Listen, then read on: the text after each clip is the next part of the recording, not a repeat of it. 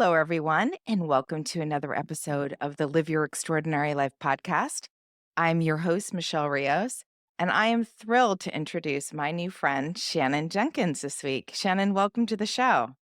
Thank you very much for having me, Michelle. Oh, it's my pleasure. So, everyone, Shannon is a storytelling expert. She's a public speaking coach, and she's host of one of the top 5% global podcasts, Resonate. She has worked with many executives in Fortune 500 companies like Google and Nestle, and she works on helping to deliver inspiring and impactful presentations. She's going to talk to us today a lot about storytelling and messaging. So I hope that you really dig in. She also specializes in helping entrepreneurs and coaches and consultants really craft and hone their story and message so that it resonates with their audiences they're trying to reach. So, if you're interested in learning more about how to build an authentic personal brand, scale your business, and use strategic systems, you're going to want to tune into today's episode. So, Shannon, let's get started. Let's talk a little bit about how you even came to be doing podcasting. I'm always fascinated with how people actually decide to become a podcaster because it's definitely a big undertaking, particularly if you want it to have sustainable success. Tell us a little bit about how you came into the podcasting world. Absolutely. So, I guess a little story here of my own. So, you might be able to tell from my accent, I'm not American. I am actually Australian and British and now live in Switzerland.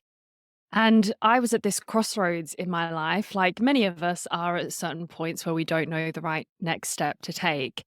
And I had met my now husband, David, who is Swiss, and decided to take the leap to move from my native Australia over here. And at the time, I was working in international marketing, but in the aviation industry. Now, of course, I'm sure that everyone remembers that 2020 COVID hit. And when your whole company is based in the airline and aviation industry, that does not necessarily equate to good things. So we had a massive downturn. The company still exists, but was laid off. And I was at this point where I thought, what do I do now?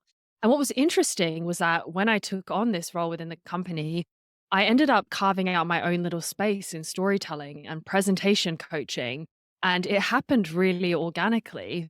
So I think it was somewhere at the back of my mind, like, oh, maybe I'll get into this, but wasn't quite sure. Maybe like many people listening, it takes a lot to find that courage, I think, to really branch out onto your own when you don't have that security.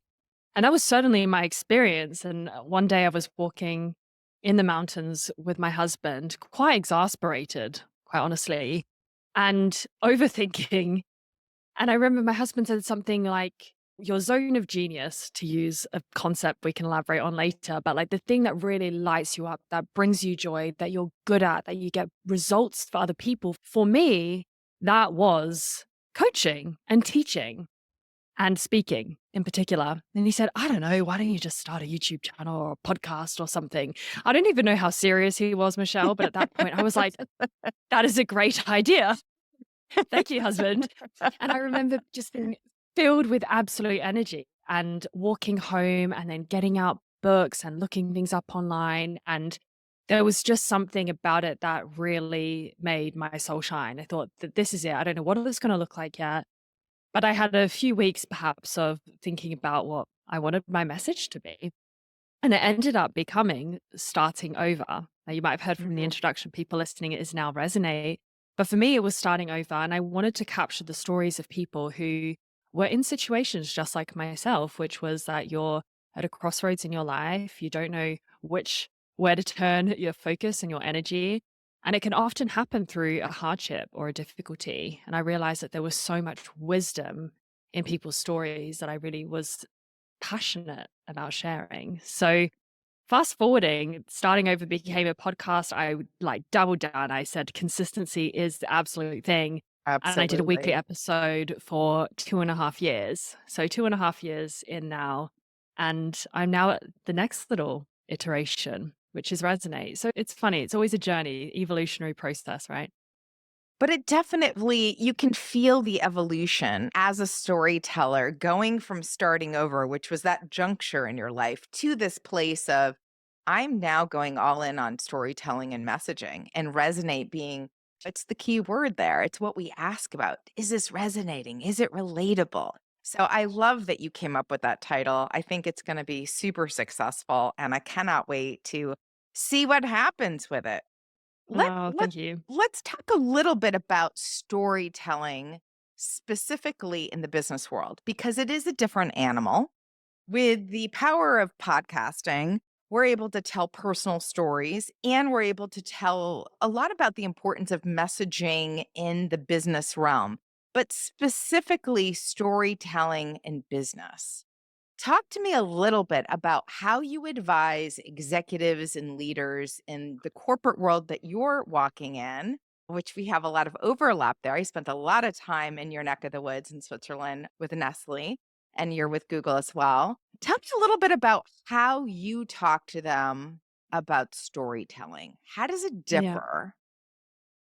So I think that what was really interesting was that I had these 120 or so episodes of the podcast where storytelling was just so deeply entrenched, right? And I recognized looking at my own data, the podcast episodes that were the most engaged with, the most shared, the ones that sparked somebody to message me saying that was such a healing conversation, or that led me to go and make this apology, or that led me to have this hard, vulnerable chat that I didn't want to. They were always, and without question, the episodes in which there was a powerful story and the speaker shared it effectively.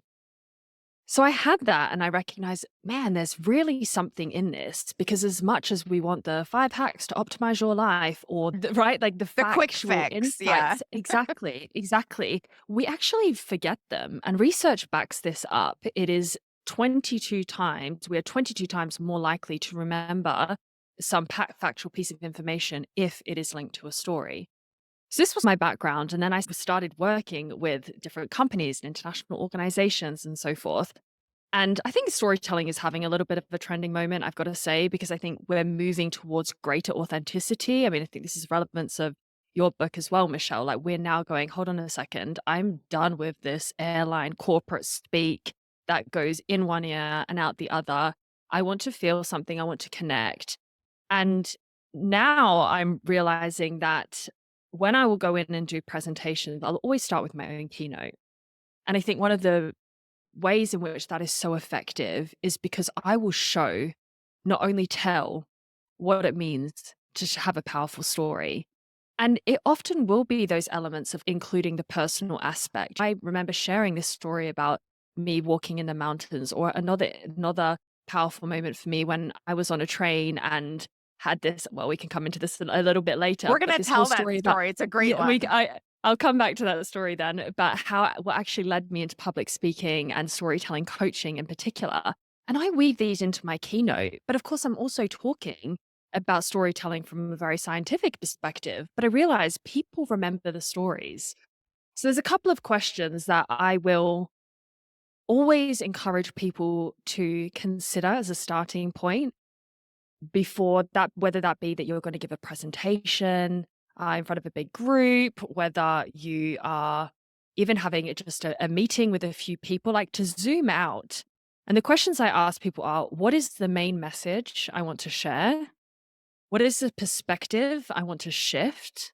And what is the action that I want people to take as a result of listening to this, me in this speech or whatever it is I've got to do?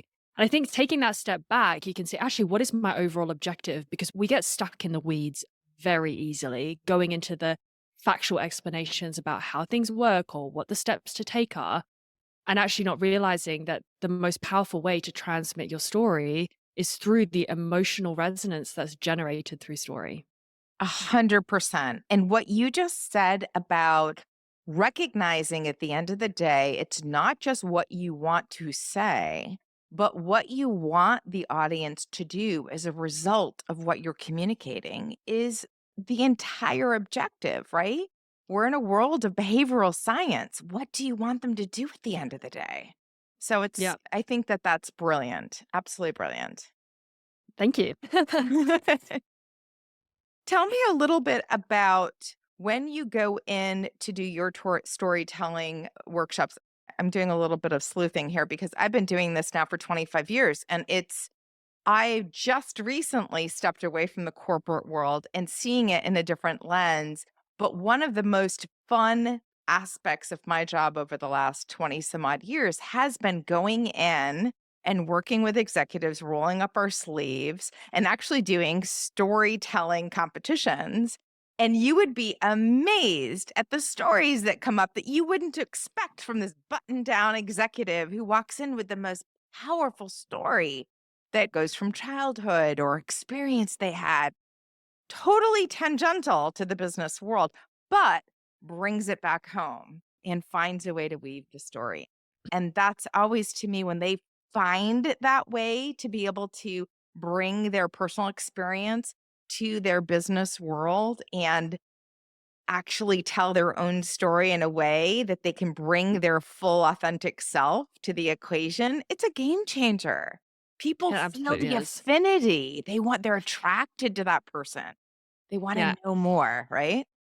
I mean, that is the whole concept of what I'm sharing through Resonate as a podcast. And what is resonance? It's when you have that thing that something really is deeply impacting you. And that only comes through narrative. It is the only way we have it. And it's at the heart of human connection. I think the only trouble is that we know we've been telling stories for thousands of years. And we share stories with our family about or our friends of who we went out on a date with and how terrible it was, or that near miss, or all the things. And then we go into the corporate context and we suit and boot up and we put on our professional attitude. But I think by doing that, we lose all sense of personality and we have this kind of artificial distance that is created. So I think that I totally agree with what you're saying, Michelle, about breaking that and realizing that like the connection and true power and influence and persuasion, that all comes through this medium.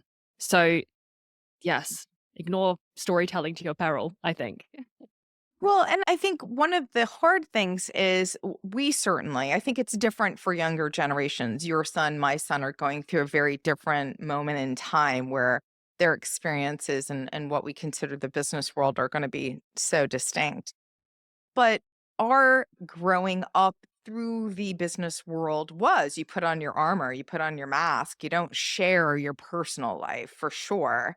And I think the storytelling aspect is, of course, you've got to toe a certain line, but it is breaking open the real you and letting the authentic you show up in the business world the same way it shows up in your personal life so that you are not distinct persons and fractionalized identities as you're walking through your world, which I think Yeah. happened for a lot of people. It certainly did for me early in my career. Yeah, absolutely. I think there's been a big shift towards what it means to bring your whole self to work. And I don't think ever authenticity should be used as an excuse for poor behavior. I No. think there still is a certain expectation around like a professionalism and doing things well, but it's, let's say, narrowing that gap between the you that you present to the world and the you how you're feeling in that present moment on the inside. And it's the daring to have the courage to have those difficult conversations or to go a little bit further. And I think part of it when we talk about the armor, it's our own barriers, it's our own vulnerabilities that get in the way. And I think I've seen this personally because maybe it's through podcasting or otherwise, but I have increasingly found the courage to share those hard stories. And I have so much positive feedback from it. And I think this is actually really backed up by research from Amy Cuddy at Harvard University. And one Yes. thing that she shares is about the importance of warmth and competence. To be an inspiring and impactful leader, you need to be able to effectively demonstrate both warmth and competence. So, what does that mean? That means that you have ways of being warm, like storytelling, like smiling, like making eye contact, like having open palms and gestures with people. But you also need to back that up by being competent and knowing what you're talking about. And the risk is when it's imbalanced, if we have let's say, a persuasion or a sway towards competence, so high in competence but low in warmth, we might be highly respected, but we won't be liked. So we think of like a typical kind of maybe Elon Musk or Steve Jobs or somebody. They're not necessarily liked, but they're respected in some ways for their accomplishments and their achievements. Now, if you have the imbalance on the other side towards being high in warmth but low in competence, You might be likable. People will say that he or she is a very nice person, but you're not going to have that respect. So I think we should, as leaders, we should try to have a nice balance of both. And I think that's when you're really in that sphere that you can show up as your best self and encourage other people to bring that best self out as well. Right. You're giving them permission to do so. Tell me, what do you think are the biggest mistakes that people make, whether it's in the business world, in the corporate world, or as entrepreneurs when they're thinking about storytelling and messaging? What are some of Hmm. the pitfalls? I see a few. Let me take the angle of I'll take both. Let me go first to corporate situations. So I think that can very much depend on your organization and the culture that you're living in terms of how much people can be more authentic, more open. Are there better policies around well-being and social justice? And that is going to have a huge impact on these kind of elements. But I would say if you are in that kind of organization that's a bit more straight-laced, then it's gonna be hard for you to bring in much more of the kind of creativity that storytelling would invite you to do. And I think it's gonna probably feel like much more of a leap to be vulnerable and to share those stories about your failures or the hardships that you're currently going through, especially in real time. Because I think what I see is that it's easy for people to share stories that they're long gone, right? Done and dusted. I could talk about this difficult relationship I had 10 years ago because I'm not even in that relationship anymore. It's very easy. But what does it mean to come and show up and to talk about something that's happening right now in my life or very recently? That's different. Now, if we spin over to the entrepreneurship side, now this is a lot of the other work that I do actually, as you mentioned in the intro with the coaches and consultants. What I see is a few things. It depends on the personality, I will say. But I have some people who would be much more leaning towards, I need to have kind of formulas and systems, and I need to be highly competent. There's a bit of insecurity around the competency element. So storytelling isn't prioritized. And there's a fear around being vulnerable, or even just I quite honestly don't know how to do this. I've had, for example, I'm working with a startup right now in I don't even know, quite honestly, bioinformational technology or something. It's such a mouthful, whatever he does. He's like the classic geek and he admits it, right? And huge PhD, knows his stuff, created something really cool. But the thing is that nobody understands what it is. And I'm working with him to like, how can we massively simplify what you're doing? Because I don't need to know the ins and outs, but I need to hear the story and I need to hear what problem is that going to solve? Or how is that going to reduce my pain or give me pleasure in some way? And storytelling really enables people to be able to do that. So that's something else I see. So then I also see with the kind of coaches and the consultants that I work, they will often recognize the importance of having that kind of signature story, that origin story, but Mhm. often not know which one to share or how to share it. And I think that comes up a lot too. And I think what helps in guiding that is knowing, actually zooming out and first considering who are your people, because audience really matters. We're not sharing our story to sort of get everything off of our own chest. I mean, sure, that could be something in terms of your own healing, but in the business context, it needs to be much more about, why am I sharing this story and who am I telling it to? And there's a purpose there behind it. And it could be inspirational or aspirational. There's a story of overcoming adversity in some respects, that people who could be your prospects, your clients, they can see something in you that they aspire to have themselves. And then what you need to do is you need to go much more back towards, who was I at that point in time where I was in that situation, and what were the steps that I took that have led me here. So that's something I commonly see with coaches and consultants, I'd say. Well, you just opened up a lovely gateway to talk about your signature talk. And I think I know what story you're going to share, but you could surprise me as well. I'd love to hear, because I think that's where a lot of coaches and consultants do get stuck. They want to talk about their origin story. And quite frankly, their origin story may or may not support their business angle. And you have to be very selective. Again, it could be great for their own personal healing to tell that origin story. But unless there is an actual connective thread to the work they're doing today, might not be the right story to tell at that moment Yeah, when you're pitching a business. Let's talk about yours because I have a feeling I know it, but I'm open to being surprised. Talk a little bit about your signature keynote that you walk in with business because I think people will learn a lot and seeing how it connects to the work you're doing. Yes. So I think something I just want to mention there that you said was about the connective thread. I love that the way that you just described that because it is so true. The thing is, we both of us and everyone listening, we have thousands of stories to tell. We don't inherently have some origin story. And what does that even mean? Do I tell you about me being a child running around the Australian bush, or what do I tell you about my year in Paris while I was on exchange? Like, no, that they might be relevant at some point, but as long as it's linked to a message that has that direct meaning or impact in that moment. Now, it could be a few things, but a message that or a story that I frequently share. This is part of one of my keynotes called The Power of Storytelling in Business. And I speak about, as I sort of mentioned in the start, about not knowing in the crossroads, because that led me to the podcast, which is often what I use. I found that having the podcast, for one, has given me a lot of credibility as a speaking coach because it shows obviously my expertise and consistency, I think, also by doing it for such a long time and the amount of people I've had on and so forth.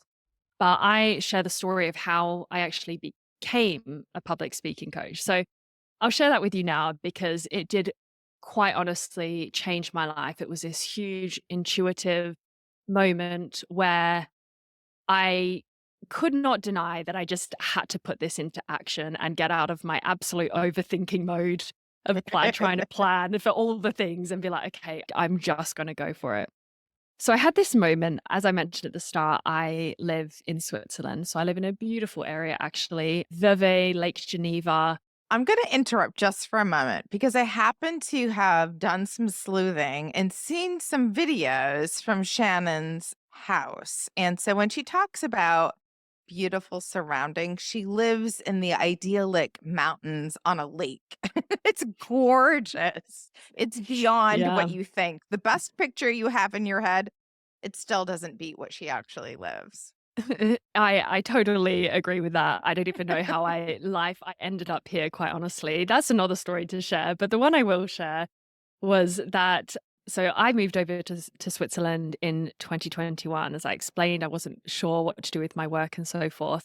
And I had this podcast on route that was doing well, but I was never driven to monetize it, or I didn't know what the plan was. And at some point I thought, okay, I'm going to be realistic and I'm going to go and get a job. So I ended up getting an interview in Geneva, about an hour or so away from where I live. And it was unexpected. I think the employer got back in touch a couple of months after I did the application. So I quite honestly forgot that I even did it, but thought I'll go ahead anyway and see what comes of it. So there I was on the train one morning on the way to this interview. And I was reading a book very unrelated to public speaking. I think it was something to do with intuition and accessing our intuition, irony. And I remember sitting and reading this book and turning a page, and I read these lines at the top of a page that said something to the effect of helping people overcome their fear of public speaking. And at the moment I read those lines, I just went, huh, I think I could do that. I think that's something I would like to do. And at that exact moment that I had that thought, the train pulled into a stop and there was a man walking up to the second floor of the train. And he was wearing a t shirt with the words on that read, "Use your instincts." Even right now, I have these huge chills that come up on my arms. And I just had this flood of energy. It was just, I can't even describe it more than chills, goosebumps everywhere, huge energy, and was like, oh my gosh, that's it. That's it. And it was funny because I sat on this train and I was scribbling in my diary, like all of my ideas. And I think the guy opposite me said, "You're very happy. You're very happy, you know." And I think I just had this energy that I don't usually have, quite honestly. I thought, I have a feeling I'm going to share this story one day. I'm going to go and ask this poor guy if I can get a photo of his t-shirt with him. And this is one of the things that I put in my keynote. And it's his, I think he was sick, bless him. So I said like, sorry, can I interrupt? But this moment was just I just know that it's gonna change my life. I got that photo, it's in my keynote, and needless to say, I didn't show up to the interview with the best amount of energy for that thing, but what it did lead me to was a business that is just flowing. There's something just incredible about flowing with life and moving a direction, and there were other routes that I was going down that just felt like hard work all the time, and I was unsure about it, I was overthinking, I was blocked a lot, I was more emotional about what I was doing, and then something about this was just opportunities are coming at me all the time. There's just an openness to it, and it doesn't mean to say that there's no hard work behind the scenes, but I'm just getting many prospects, I'm getting companies to suggest things to me, I'm now traveling internationally. It just works. So I think that that is a message I share for my own story, but also to really give people that that confidence, I think, and that trust in knowing that there is a timing and there is a right thing. And I think there's sometimes it takes a bit of more patience than we think to for it to set us on that track. But when it happens, you absolutely know. It's an absolutely beautiful story. And as everyone listening to the podcast knows, we don't believe in coincidences over here. We know that everything does happen for a reason. And you have those moments of divine inspiration, universal source of saying, hey, wake up, it's here for you. And I love that you recognized the difference between, I think, what so many very intellectual people do, which is start to push the proverbial boulder up the hill, thinking it's through hard work, sweat equity, and difficulties that then good things happen, versus recognizing that it can be in a flow state. Again, doesn't mean that there isn't hard work and elbow grease to be done, but there's something about this flow and energetic exchange, which I always say I believe is when you have this balance between the divine feminine energies that we all have and the masculine energies that we all have. So many of us, and I think this goes for working moms in particular, are usually overwhelmed with masculine, get it done, do energy. And so to kind of step back and recognize that there's a divine feminine aspect of receipt, of intuition, receipt of ideas, receipt. There's a possibility that that is, if you're in tune to it, what happens. And so I think it's just a beautiful story and it fits so nicely with the work that you're doing. Yeah, absolutely. It was an undeniable synchronicity. That's for sure. Yeah. Yeah. What do you think has been one of the most surprising aspects of the entrepreneurial journey for you? Things that perhaps in the corporate world you were not attuned to or just not aware of. We're always going 150 miles an hour, usually in those states of being. But now you're in this entrepreneurial space. It's been a few years. You've seen things now. You've been in and out of several companies. What maybe surprised you that you weren't anticipating? Something I've loved about the entrepreneurial journey that I perhaps didn't expect to the same degree, I was attracted by freedom Mm. and being creative and being allowed to do my own thing. That definitely called to me. I think what I didn't anticipate was the extent to which I would meet my own weaknesses. And it is, especially when you're starting something on your own, it's very different. We speak about entrepreneurship in a large way, but it's not like I'm an entrepreneur of a big tech company with 200 employees. No, I've started out being a coach on my own and doing things online and doing my podcast and doing social media. And that, I think I've had to wear so many hats. And I think there are so many lessons that I've learned that I love who I've become in the process of this. And I think that's just such a good surprise. I think it's been so incredibly healing because I have done the work alongside the challenges, basically. And sometimes they are mindset, sometimes they are emotional, sometimes they are healing from your past. Sometimes they're real pragmatic things like how you implement effective systems I was to make going to a say business learning run. the systems Oh, needed to make this all work, right? Oh, I mean, Michelle, I am Totally. not a systems girl. I am like, if you want me to come and help you work out your signature story, give a killer keynote speech, I'm your girl. I'm all over that. If you want me to have like the most structured, organized system for the back end logistics of the business, like that is my boulder uphill. I'm like, I'll That, be sitting in yeah, for that too. Totally. Well, yeah, and I think that that's something you have to accept, right? We can't be perfect in all things. You can't be sitting there going, I know so much about everything that my zone of genius is everything. It wouldn't be a zone of genius, right? That's the whole point. exactly, exactly. I think there's something in really working on your strengths, choosing to hone in on that one thing that you're really good at. And for me, that has been this thing around storytelling and speaking. It comes much more naturally to me than other people. And I seem to get really great feedback all the time. That means that there's just this one initial contract I got with Nespresso. I've since had four others for like four times the price internationally, etc. And that just came organically. And I think that was because it was just evidence that I was working in my absolute zone of genius. But then what I've also done, and I would encourage other people to do the same, is at least at the start, when you might find that money is more tight, you have to work on your own weaknesses, right? Until you get to that point where you can outsource things. Now, if you suck at it and you absolutely hate it, I definitely encourage you to delegate that in some way. It was something I didn't do at the start. I think I was so concentrated on doing everything myself, but now I'm much more, no, I actually need assistance with that thing. And no, I don't have to be at everything. And the more that I can spend time in that zone of genius doing my thing and getting paid for it, the more my business will expand. So really something to be said there for like complementarity and understanding, even self-awareness, like understanding yourself, what you're good at, what you're not, what you like, what you don't. And part of that is experimenting because you're not always gonna know until you actually do it. Sometimes you think, and I think that's what I thought myself was like, that I definitely think this is a good thing to do. On paper, it sounded great. And then I did, I was like, that was awful.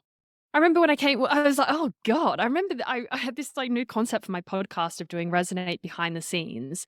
And I really wanted to speak with successful entrepreneurs, coaches, consultants about how they've scaled their businesses and Right. be much more about like the strategic system structure aspect because it's often a weakness among the coaches and consultants and other entrepreneurs.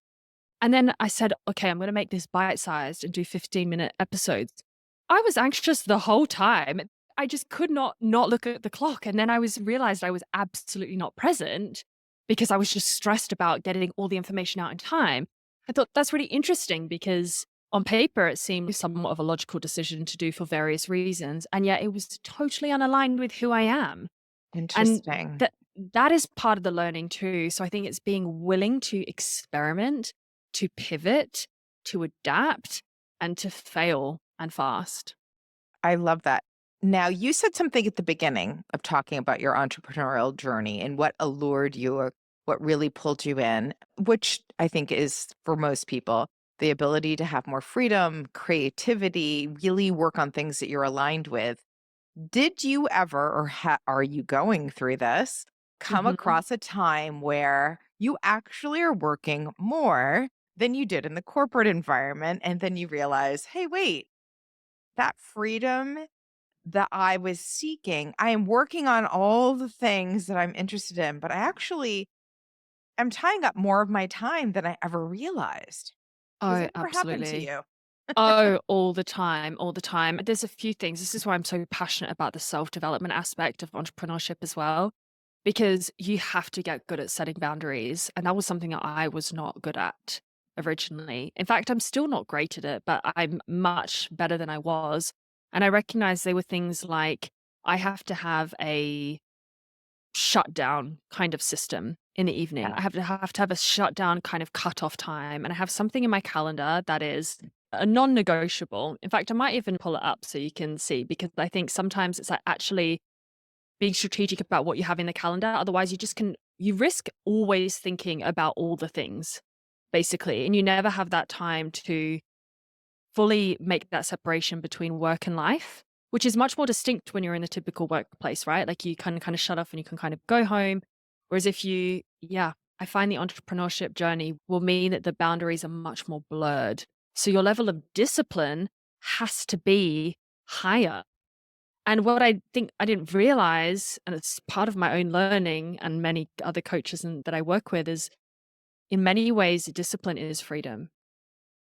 It I used to truly re I is. yeah, yeah. I used to reject this idea, and I thought that the kind of discipline and the rules and the structure was confining ultimately, and that was depriving me of the liberty that I was seeking. But now I realize that it is so much better to optimize your systems and have things set in place that really mean that that time off that you have, there's a reason why you started this, you can fully enjoy.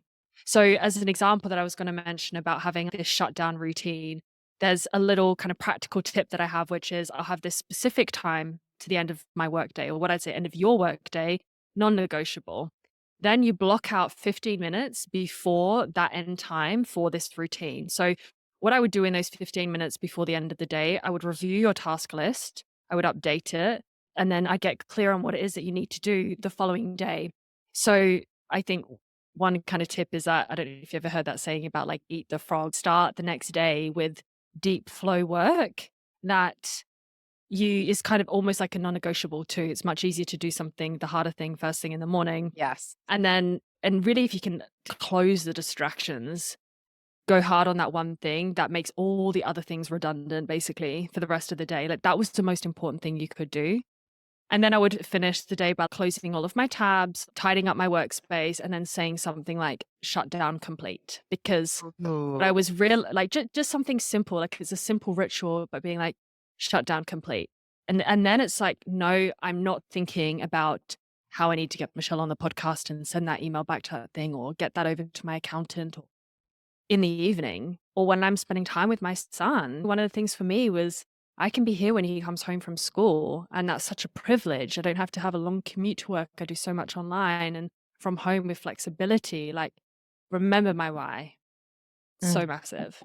I love that. And I think this is really great advice for new entrepreneurs in particular, because I think what happens is when you're just starting and you haven't yet gotten into that place where you have sustainable income, sustainable projects that you're working on, there's this tendency to go all in all the time. And the problem with that is we both know, and I'm saying this because I've experienced it. I may be experiencing it right now. And I think what we forget is if you don't have that shutdown time, and if you are not being really respectful of your own need to restore your energy, to get enough sleep, you can't be in service of your business. You can't be the best for your clients. You're not going to be as creative as you want to be. And it's just not going to be a great experience. And that's, I think, one of the most difficult things for new entrepreneurs because they're like, well, I've got so much to do. Yes, but you also need to pace it. And I think that that is one of the things that most entrepreneurs suffer from is a lack of patience. It does take time. And when you are used to a lot of these folks that are entering in this space or were very successful in other walks of life, and are expecting immediate results. And when that doesn't happen, you see a lot of burnout really quickly. So Absolutely. I love, if you haven't, and we'll make, of course, sure that have links. Everyone can go check out not only Shannon's podcast, but also her IG account, because I think it's just a testament that she's living her business. You see that one of the systems that she works really hard on, and I think where she has a lot of discipline, is on her health in that space of going to the gym, being out on the water, being very mindful that the meat suit that we're all in is something that needs to house all the things she's doing as part of this business as well. And it's part of the systems that you have to be attuned to and take care of. Yeah, there's something that we've honestly lost as adults is simplicity. It's marvelous because I look at what I teach my son, like he's 6 years old, basic books, basic ideas, like even a bedtime routine. He brushes his teeth, he puts his pajamas on. We lay down in bed, we take a few deep breaths, we say what we're grateful for, we read a story. It has become something that even he holds me accountable to now, actually, when he's like, no, mum, this is our routine. But I realize that we neglect the basics, but the basics are where it's all at. It's like 80% at least, and the rest is just the sprinkling on top. But really, it's doing the basics well and almost being quite non-negotiable about them with some flexibility, but just take care of yourself ultimately, especially what you said, Michelle, about being sustainable. Because I think when you have that perspective that when you're starting this business, what's changed for me is the perspective on how long I'm in this for. I think when I first started, because I felt more insecure about whether it was going to be successful or not, I felt like I was taking everything day by day and feeling like I just brought an urgency all the time to what I was doing that meant I was bathing in mild stress on a daily basis. And now, if I can kind of zoom out and be like, hold on a second, I am planting seeds for my prosperity for years to come. It just calms my nervous system. It's like, okay, I can pause, I can take a breath, and I can take those 2 days to learn a new customer relationship management system, which is what I'm currently doing, and it's kind of pulling my hair out, but it's like I can do it with a bit more like, "Okay, I see the benefit of doing this in the long term." No, I love that. I often talk about the importance of owning your story. So, we talked about storytelling. We've been talking about it throughout this conversation. But I also want to bring up something that I feel very strongly about and get your thoughts on. But this idea of owning your story. A lot of us come to whatever we're working on and doing in our life with a story that's running in our minds 24/7 about who we are, what we're capable of, and what we deserve. And so often that story isn't actually serving us. And so one of the things I do with clients is sit down and say, okay, tell me that story that's been playing probably since you were 7 years old in the backdrop of your mind. It's the movie, right? I'm like, I don't know what story, but you're talking. I'm like, no, you do, because you've bought into it on some level. So tell me what that is. Because if when you can identify what the story is, we can change the plot line if it's not serving you. And it's fascinating to me how often, once we're like, oh, yeah, I was once told that I wasn't very good at X. And so as a result, yes, I've just never even tried it or even pursued it anymore because somebody told me I wasn't good at it. And I've had some shameful feelings about it and I've avoided that. And that's kept me and precluded me from why, whatever that is. And when we sit down and we say, okay, so what's a new storyline? What do you really want? And let's create a new story that matches that. And they're like, is it that easy? Do I just come up with a new story and then like, it is that easy. You can come up with a new story. Now, look, not everybody's going to become the next ballerina in the ballet company or what have you. But to the most extent, some of these things that we're talking about are just how you see yourself in the world and what's possible for you. And they're only the restraints in your mind. And so when you're willing, I'll give you an example. For me, as the oldest of three, I come from very humble beginnings in rural America. My parents were teenagers when they had me, and my parents were incredibly hardworking, though. I think there was a little bit of odds stacked against us. And Michelle is going to be sort of the one who sets the bar and changes the story for the family. And I carried that around. It was a really heavy burden. I have younger siblings, and I did massive amounts of things that nobody had done before, and becoming an ambassadorial scholar and getting scholarships for this school and that school and job offers and traveling internationally and living overseas and learning new languages and breaking all these barriers and creating a new money story for our family. But there came a point in time where I was still living that was my identity and that's what I needed to do.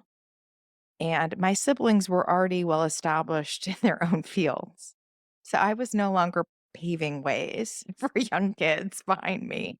I had an attorney for a brother and a therapist for a sister, and they were already making their own inroads in their own careers. And I had to stop and say, I'm putting an incredible amount of pressure on me that the story doesn't apply anymore. I need to change my story. And I need to decide what I want moving forward, right? The ownership of now I'm an adult. How am I going to change my story? And my life changed drastically in a few months' time with a simple awakening of the story that I've been told and that I've been telling myself for 20 years is no longer working. and it's no longer needed. And boom, as soon as I started writing new storylines, it was like shoom, shoom, shoom, quantum leaps into new arenas. But I had to see myself in a new story.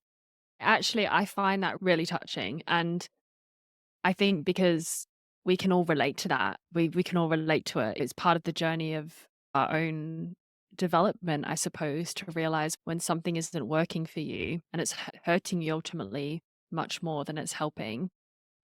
Do I know what my story is? I think it's probably adapted. I certainly had humble beginnings too. I didn't know my dad. My dad, in fact, didn't know I was born until I was 19. So that was a big part of my story. Raised by a single mother, we moved around a lot. And I think I created a narrative around I need to be on the move to be safe. And actually, since I've married my husband, I've made this commitment of living in Switzerland. There's been something that's been incredibly grounding for me, I think. And it's opening up a whole new level of possibility from a place of safety, actually. I think it really got me big into what it means to for your nervous system to feel safe because I was used to being the one who could cope with different situations. You could throw me in any situation I would manage because I learned how to do it well. I learned how to be social. I learned how to be independent. And now actually asking for help, saying I need support, I need to be looked after, like those things have been really deeply nourishing. And I think that has helped me to in all areas of my life, actually, as a mother, as a wife, as a business owner. That's been huge. I love that. That's so beautiful. And I think so many, particularly strong women entrepreneurs, I think suffer from that. We're so used to being the doers and making things happen. I remember when I'd made the decision a couple years back that I was going to go onto this entrepreneurial journey and that I was going to be relinquishing some sense of control I had as a corporate executive walking into this arena. And there would be some sort of reliance or dependence on my husband. And at first, that made me incredibly nervous. And I was like, we've been married almost 20 years. What is your problem? But again, it's a perception. It wasn't even real of like letting it go and letting us play the different roles we can play for each other in our lives and how it can nourish and grow the other person as much as it's benefiting you. I think is a really wonderful way to look at it as well. My husband Mm. has taken a whole new role in our family in a way that I probably edged him out a bit in my previous roles because I was always the one traveling and I was always the one that needed to go and had an important engagement. And now I am actually home a lot more than I used to be and can play a different role in our family. So we have a little bit of shifting of roles in a way that's allowing us to see ourselves in new lights, which I think is always nice Mm, as well. that is, that is. Oh. Mm. Tell me about your son. We both have only children. We both have boys. Mine's a little bit older. He's a senior in high school. But I remember, and I'm very curious to hear about your son, Will, on his reaction to your life. My son during COVID was a middle schooler. And at one point, he walked in. He was very familiar with my work life because I think as an only child, growing up in a metropolitan area like Washington, D.C., I had to take him to a lot of things that I wouldn't have normally done. He was around a lot of adults, a lot of white table dinners and business environments where people are like, just like, it's okay. And I was like, this seems weird. But so he's grown up in this very sophisticated environment of the business world. But he walked into my office one day. He was listening to me talk to a client, and I was working on something that was actually on the front lines of COVID response. So I was very engaged. It was very exciting. But he said, "Are you on mute, mommy?" And I said, "Yeah, I am. Why?" And he goes, "You need to do something else." And we're going, "What do you mean?" He's like, "You're a great writer. You're a great speaker. And you have just repeated yourself for the last 15 minutes about 50 times, and they're not hearing you." And I remember just stopping going, wow, he's really listening and he's watching. And he goes, Oh. please write the book already. We need you to do something big. And it was really funny because I am doing something big, and had this sense of like, No, and he's like, "Yeah, yeah, yeah, I know." But he's like, "We know you can do that." And since I took the leap, can I just tell you, Shannon, it's changed his outlook on work himself. I never knew he had any interest in anything I did. In fact, he was much more STEM and science oriented. And now he's saying things like, when I go to university, I want to study business and I'm very interested in marketing. And I'm going to be, he just joined a public speaking group. He wants to be an entrepreneur. And I'm sitting here going, who is this child? Is he mine? Surprising me constantly. And the most important words I think I've heard him say during all this is, Mom, I'm really proud of you. That is so sweet. Yeah. There's something about that as a mum, isn't it? It's so touching. So touching. And I think that what an important role we have Mm. in that respect. Such a privilege. Pressure too sometimes. Yeah, absolutely. but but such a privilege and such beauty as well. No, I see it I think my son in his very innocent young mind is like, my mummy does podcasts. And like he Oh, says it with a level of like pride and doesn't really understand, but has been up for doing a little mini recording with me and takes it very seriously and is very cute about it. So I think there is a part where he's proud and sees me and also my husband David doing entrepreneurship basically. yeah. And I think it does spark those ideas for sure. It's such an exciting place. Shannon, I just want to thank you for taking the time today to come on the show. It's been an absolute pleasure getting to know you better and hearing more about your story and having you share your perspective on storytelling and the entrepreneurial journey with us. Thank you. It's been such a pleasure too, Michelle. So So lovely. I cannot wait for October to roll around so we can start to listen to Resonate. And we'll make sure we have the link in the show notes and everyone can go check it out. And I look forward to seeing what comes next. Yes. Thank you very much. All right. Until next time, everyone, go and live your extraordinary life. Thank you for listening to today's episode. If you enjoyed this podcast episode, please take a moment to rate and review. If you have recommendations for future topics, please reach out to me at michelleriosofficial.com. Lastly, please consider supporting this podcast by sharing it. Together, we can reach, inspire, and positively impact more people. Thank you.